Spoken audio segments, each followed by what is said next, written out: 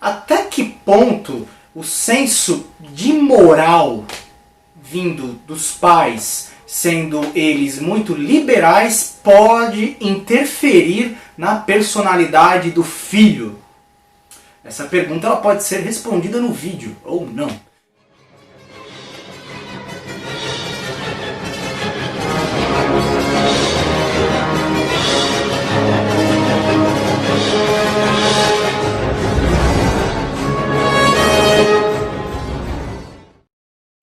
Oi pessoal, tudo bem? Eu sou o Leonardo Luiz, psicanalista clínico e...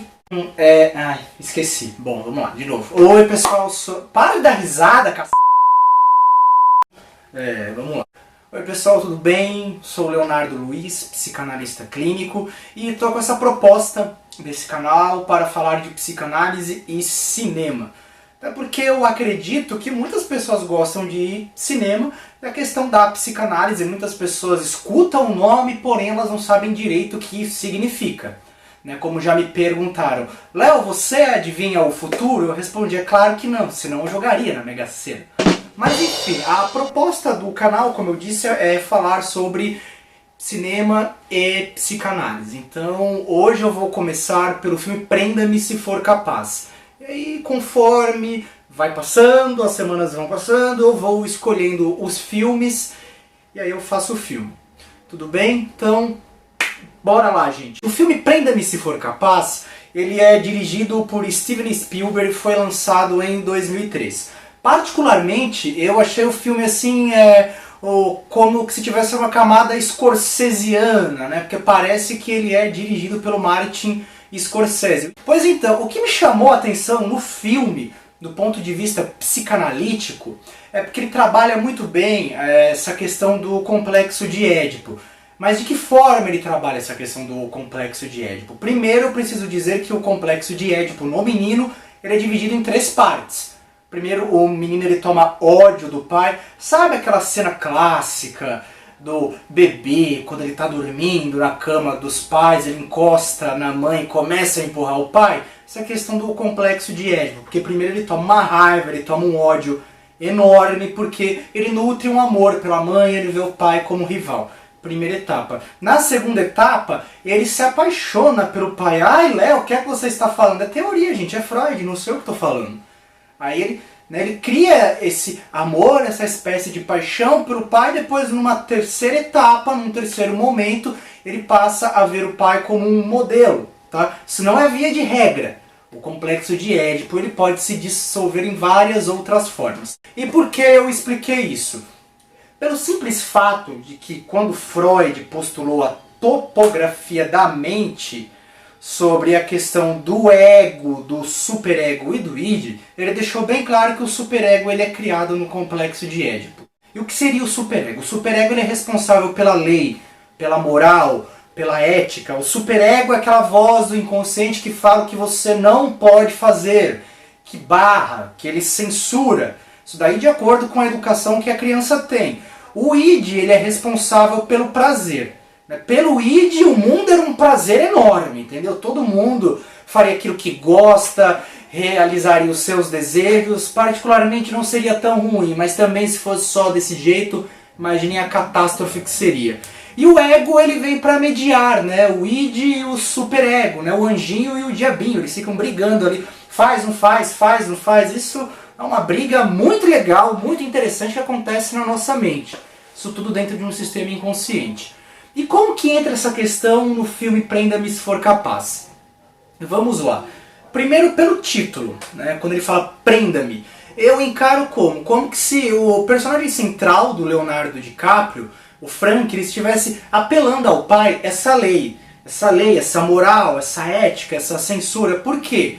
Devido à criação que ele tem. O filme ele deixa muito claro que o pai do Frank, que tem o nome de Frank, também olha só, muito interessante isso, né? O pai deu um nome pro filho, como se o nome do pai fosse Adamastor e o nome do filho Adamastor Júnior.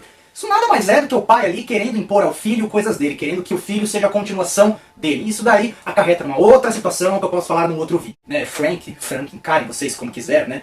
Quando eu falo em Frank, eu lembro do coelho lá do filme do... gente, eu esqueci o nome do filme, é o... também não vem ao caso. É o Donnie Darko, enfim. Acontece o quê? O filho, ele cobra essa questão da lei, ele cobra esse controle, né? Esse controle vindo do superego, que na psicanálise a gente chama de função paterna. Deixar bem claro que quando eu falo função paterna, eu não estou falando pai, eu não estou falando homem.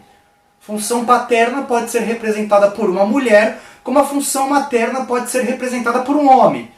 A partir disso eu já posso explicar outras coisas, que eu não falarei neste vídeo, deixa mais pra frente. Então o que eu reparei ali no filme, logo de cara, quando ele começa, o Leonardo DiCaprio, né, fazendo um adolescente, que alguns psiquiatras diriam que ele tem transtorno dissociativo de personalidade. Por quê? Porque no decorrer do filme ele se passa por um professor, ele se passa por um médico, ele se passa por um advogado.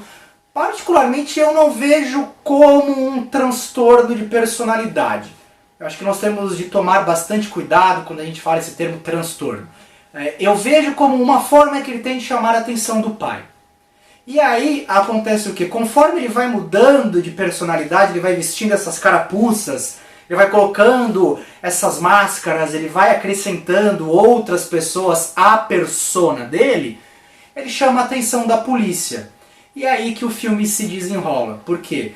Porque o policial, ele faz essa representação da figura paterna para o Frank. Isso é muito interessante, porque a partir disso nós podemos explicar também o porquê de muitos adolescentes caírem na delinquência. Então vamos entrar agora de fato nessa questão. O policial, ele serve para o Frank, tudo isso que eu estou falando é num campo simbólico inconsciente. Ele serve como essa figura paterna. Aí pegando cenas do filme. Tem uma cena muito interessante no começo do filme, que é quando o pai do Frank está dançando com a mãe. O Frank ele entra na sala, ele vê aquilo, ele olha, né, com uma cara de raiva, e isso fica muito visível graças ao excelente trabalho do Leonardo DiCaprio. É um excelente ator. Então só o olhar dele mostra uma questão de rivalidade. O pai olha para ele com uma cara de sarcasmo. Então a simbologia inconsciente ali é como se o pai falasse o quê? Ela é minha, não sua. Aí desencadeia um monte de coisa. É quando o Frank ele começa a fazer um monte de coisas erradas e ele é meio que induzido pelo pai. Tanto que tem uma outra parte do filme muito boa, que ele chega no pai e fala: pai, eu tô ganhando muito dinheiro, né, assim, dessa forma, e ele diz que é uma forma errada, ele clama para o pai o interdito, né, como quem fala: por favor, peça para eu parar. E o pai não, o pai incentiva. O pai é sempre muito liberal, então ele vai, ele continua, e o filme discorre, e o policial fica ali atrás dele, e o Frank ele é muito safo, ele é muito esperto, ele é muito sagaz. Ele consegue se passar por um médico, ele consegue se passar por um advogado, e ele consegue assim, enrolar as pessoas com a lábia dele. O filme ele é muito legal, ele deixa isso muito claro. Chegando ali mais pro final do filme, tem uma outra cena que me chama muito a atenção. Ela acontece no corredor de um aeroporto, assim, um corredor enorme. É quando o personagem do policial, depois eu vou explicar porque eu não falo o nome do personagem, eu digo apenas policial. Ele viaja, ele passa um fim de semana fora, o Frank não gosta. E o que o Frank faz esse fim de semana? Ele volta a cometer delitos. Por quê? Ele está longe da pessoa que representa a figura paterna. Ele não quer isso, ele quer estar perto do policial. Porque, como eu disse, o filme é o tempo todo ele cobrando. Eu preciso de um freio, eu preciso de uma moral, eu preciso de alguém que dite a ética pra mim, que dite o que eu preciso fazer. Então o policial viaja no fim de semana, ele fica pé da vida, ele comete delito. Aí ele volta a se passar por piloto de avião. Olha que interessante, até piloto ele consegue ser.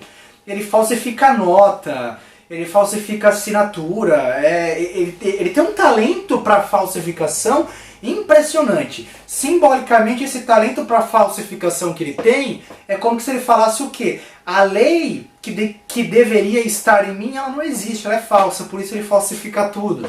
E ele recorre a essa questão do policial. Aí, chegando ao fim do filme, o policial ele simplesmente adota esse papel de pai. Ele chama o Frank para trabalhar com ele lá na repartição. Aí o pessoal pensa, assim, mas por que ele está trazendo?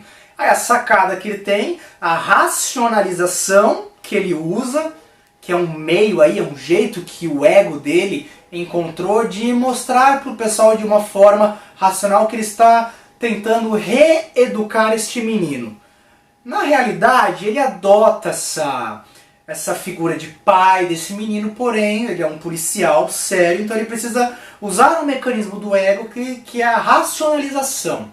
Que ele fala o quê? Não, já que ele é um grande falsário, eu vou usá-lo para identificar falsificações de nota, falsificação de documento, e realmente ele é muito bom nisso. Ele consegue descobrir cada uma, que é impressionante. Gente, as minhas impressões pessoais do filme, eu sou ator também, o que eu posso dizer é que o filme ele é muito bem feito, ele é muito bem trabalhado, a questão de câmera, o trabalho dos atores é sensacional. Nós estamos falando de Leonardo DiCaprio e Tom Hanks, então acho que não precisa falar mais nada. O Leonardo DiCaprio, ele é um ator tão sensacional, ele tem um nível tão extraordinário que assim, se for falar dele a gente fica um bom tempo aqui falando, né? Por falar de Leonardo DiCaprio, vai uma indicação de um filme aqui dele, gente? É um filme que ele assim, não é tão falado, seria mais ou menos o lado B dele, tá bom? Aqui, olha, esse aqui, Eclipse de uma Paixão, ele é baseado na vida do poeta francês Arthur Rimbaud. Ele pediu pra colocar bem assim, ó. Ele poderia colocar que ele é feito, que desce, mas não, só às vezes eu sou bem analógico mesmo. Enfim, gente, as minhas impressões pessoais é um filme ótimo, um filme excelente. Você que é psicanalista, ou psicólogo, ou psiquiatra, assista vendo por essa questão clínica. Para quem é apaixonado por cinema, assista, porque vai se identificar muito com diversas coisas. A simbologia do filme ela é maravilhosa. As minhas impressões pessoais, que elas não valem de muita coisa, porque é só uma opinião pessoal mesmo, é que o filme é bom, assista, gente. Foi como eu disse, Leonardo DiCaprio, Tom Hanks com a direção de Steven Spielberg, não teria como dar ruim, né? Bom, gente, eu fui bem breve, curto, tá bom? Os meus vídeos eles serão assim e quem gostou, ótimo. Quem não gostou, ótimo também, tá? É sempre interessante criar essas sensações nas pessoas, tá bom, gente? Eu fico por aqui, o próximo filme eu vou pensar ainda. Provavelmente eu vou falar do filme A Cura, que é de 1995. Aí tem questão de preconceito, cai pro lado de DST, dá pra falar sobre vários assuntos. E dá pra falar sobre o campo simbólico do sapato. Olha, gente, que legal. Vou falar de sapato aqui, né? Será que eu vou conseguir patrocínio de alguma loja de sapato? Enfim, eu fico por aqui, gente. Tá bom? Muito obrigado. Agradecer aqui quem está filmando é o engenheiro do Titanic. Opa! Exatamente, pois é, né? Ele afundou o Titanic, eu espero que ele não afunde o meu canal. Você vai afundar o canal? Nunca, nunca. Ah, que bom, isso? Né? Ele falou nunca, nunca. Ele falou nunca, nunca, assim, de uma forma tão enfática. Vai me analisar então. Que passa a impressão de que é a negação do nunca. Eu tô brincando, gente, tá bom? É só apenas uma brincadeira, tá bom? Fico por aqui, muito obrigado. Um beijo, um abraço pra todo mundo. Um abraço com distanciamento social, porque nós estamos numa pandemia. Acabou, corta. Eu achei que você ia falar, quem gostou, gostou, quem não gostou. Eu poderia ter Poderia falado, ter né? mandado.